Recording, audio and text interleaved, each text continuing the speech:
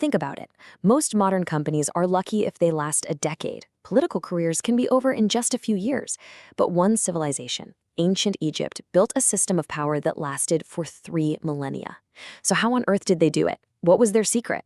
Well, today we're cracking open the Pharaoh's Playbook, and it is a masterclass in power, planning, and, yeah, pyramids. I mean, just let this number really sink in for a second. 3,000 years. That's not just a long time. It's an almost unimaginable feat of stability. The entire Roman Empire lasted for about a third of that time. The United States were just a tiny blip on that timeline. Egypt's system outlasted pretty much everyone. And this slide right here, it just lays it all out, plain and simple. On one side, you have a ruler like Ramses II, who sat on the throne for an incredible 66 years. That's an entire lifetime of power. Then on the other side, you've got the revolving door of modern leadership. This kind of stability, it wasn't a fluke. It was absolutely by design.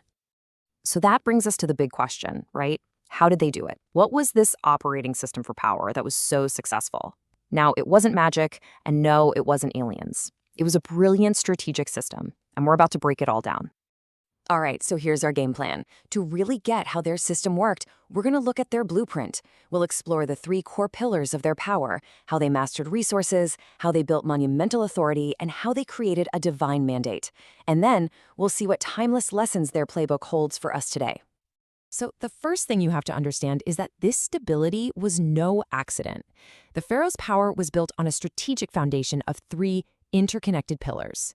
You can think of it like a 3-legged stool. If you take away any one of those legs, the whole thing just collapses. Let's dig into that first leg. Our first pillar is resource mastery.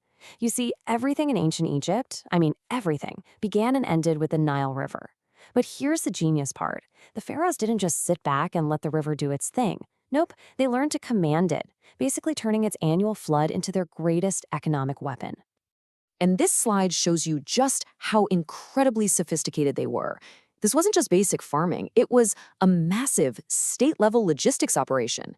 First, they used these amazing things called nilometers, basically giant stone rulers built into the river, to predict exactly how high the flood would be. Then, based on that data, they channeled the water through a whole network of canals. All the extra grain they grew was stored in huge state-run granaries, which they then used to prevent famine in lean years. It was this perfect cycle of prediction, control, and provision. And the impact of all this? Oh, it was absolutely enormous. This system didn't just give them more food. It made the state and the pharaoh completely indispensable. If you wanted to survive and prosper, you needed the pharaoh. He wasn't just a king. He was the provider for the entire nation. And that created this powerful, unbreakable bond of dependency. Okay, so you've got the food supply locked down. But that's not enough, right? A ruler also needs to project that power. And that brings us to our second pillar, monumental authority. The pharaohs knew that to be seen as powerful, you had to build powerful things.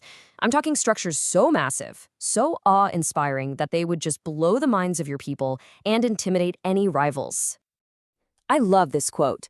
The pyramids were not just tombs, they were propaganda in stone. Let that sink in. Propaganda in stone. These weren't just fancy burial sites. They were massive public statements about the pharaoh's absolute control. Control over labor, over resources, even over nature itself. They were a physical symbol of his immense power. And the scale of this is just staggering. To build the Great Pyramid, you needed a workforce of up to 30,000 people. Now, as this chart shows, that's about the same number of people it took to build the Hoover Dam. But, and this is the crazy part, the Egyptians did it 4,500 years earlier, with no steel, no power tools, just bronze, stone, and incredible human ingenuity. And you know, the common myth is that this was all done by slaves, but that's just not true. This was a national project. Workers were brought in seasonally when the Nile flood made farming impossible anyway. They were organized, they were paid in bread and beer, and they were even housed in their own villages with bakeries and doctors. These projects didn't just build monuments, they built a nation. They created jobs and a real sense of shared purpose. So you've got control of the food, and you have these jaw-dropping monuments. What's the final piece of the puzzle? Well, the third pillar was the divine mandate. This was the ideological software that made the whole system run. It was about weaving the government directly into the cosmic beliefs of the people. The central idea that held all this together was a concept called Ma'at. You can think of it as cosmic balance, truth, and order. And the pharaoh's #1 job was to uphold Ma'at. If he did, the Nile would flood, the crops would grow, and everyone would be happy. If he failed, chaos. This was a brilliant move because it made his rules seem not just political, but like a cosmic necessity. And who made sure everyone followed this ideology? The priesthood. But don't just think of them as religious guys. They were the state bureaucracy. I mean, look at this table. The parallels to a modern government are just wild. They managed huge temple estates, which were basically big corporations. They collected taxes and grain. They kept all the official records. They were the administrative arm of the pharaoh, blending church and state into one super powerful institution. And finally, the system had the ultimate personal incentive, a good afterlife. You see, texts like the Book of the Dead basically laid out that your eternal fate depended on living a life in line with Ma'at. So by being a good citizen and supporting the pharaoh's order, you weren't just doing your civic duty. You were punching your ticket to paradise. It was the ultimate tool for social control. So there you have it, the 3 pillars: resource mastery, monumental authority, and a divine mandate. But what does this ancient playbook really have to teach us today? Well, let's take a look at the legacy they left behind. First, let's just step back and appreciate the sheer scale of their achievement one more time.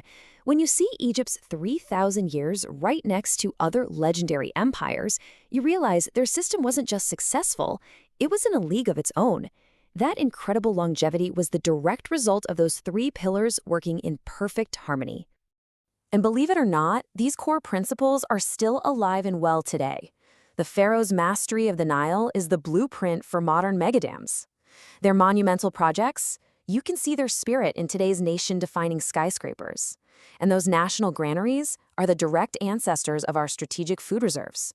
The technology has changed, but the fundamental strategies of power, they're timeless. So what's the ultimate takeaway here? What's the secret sauce? It's that lasting power, true resilience, is built from the ground up. It starts with practical control over essential resources. Then you add a grand, unifying vision that everyone can see and be a part of. And finally, you wrap it all in a shared belief system that gives everyone a stake in its success. It's the combination of all 3 that creates something that can truly last.